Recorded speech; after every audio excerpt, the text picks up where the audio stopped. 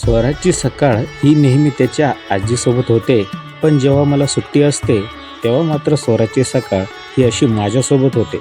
मग काय, खोडीच्या लेकाला सुरुवातीला आंघोळ घातली, छान असे नेहमीचे कपडे घालून, डोक्याला मस्त तेल लावून थोडी मालिश केली.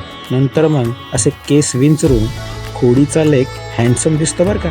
मग तोंडाला छान असे पावडर लावावे लागते आणि शेवटची प्रक्रिया ही काजळावर येऊन थांबते. मग नंतर आम्ही निघतो शॉपिंगला. शॉपिंगमध्ये स्वराजला छान छान असे हातातले कडे आणि पायातले वाळे घेतले. खोडीच्या लेकाला आवडले सुद्धा. बघू काय घेतलं वरती कर. हा चल. मग बाहेरून आणलेली वस्तू नेहमी धुवून घातली पाहिजे म्हणून दोन्ही चांगल्या पद्धतीने धुवून घेतले. आंब्याचे जे वाळे आत्ताच मी धुवून घेतले, पितांबरीने धुतले, कारण की सरकारांनी पितांबरी आणलेली होती, त्यांनी छान धुतले. किती छान दिसतात बघा, है ना.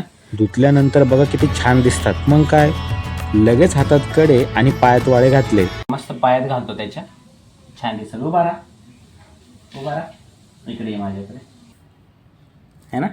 छान आहे ना, छान छान वाटतंय मस्त. हात बघू, हात दाखव. हात साहेबांच्या हातात आणि पायात खूप छान दिसत होते. मावशीने आप्पाने घेतले ना बेटा.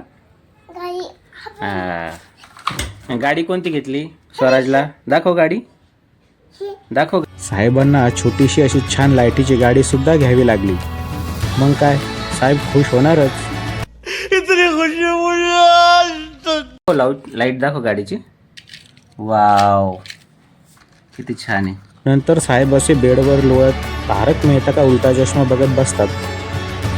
आणि जेव्हा साहेब कामाला लागतात तेव्हा अशा शहाण्या माणसासारखं वागतात बरं का. आणि अर्धी निम्मे कामे पायानेच चालतात.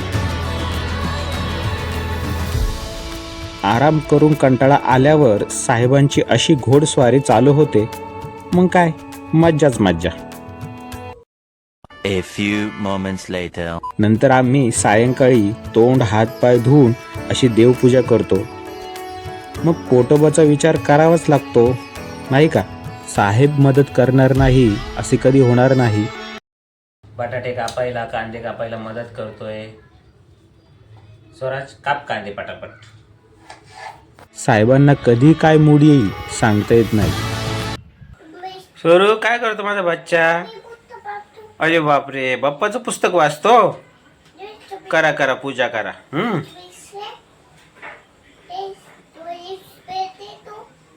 आमचा स्वराज बाप्पाचा पूजा करतो. वाव. आईने बाप्पासाठी वाचलेले पुस्तक नंतर देवासमोर वाचत बसले. बघता बघता 2 मिनिटात अख्खे पुस्तक वाचून शेवट केला. लवकरच भेटू पुढच्या ब्लॉगमध्ये. Bye bye.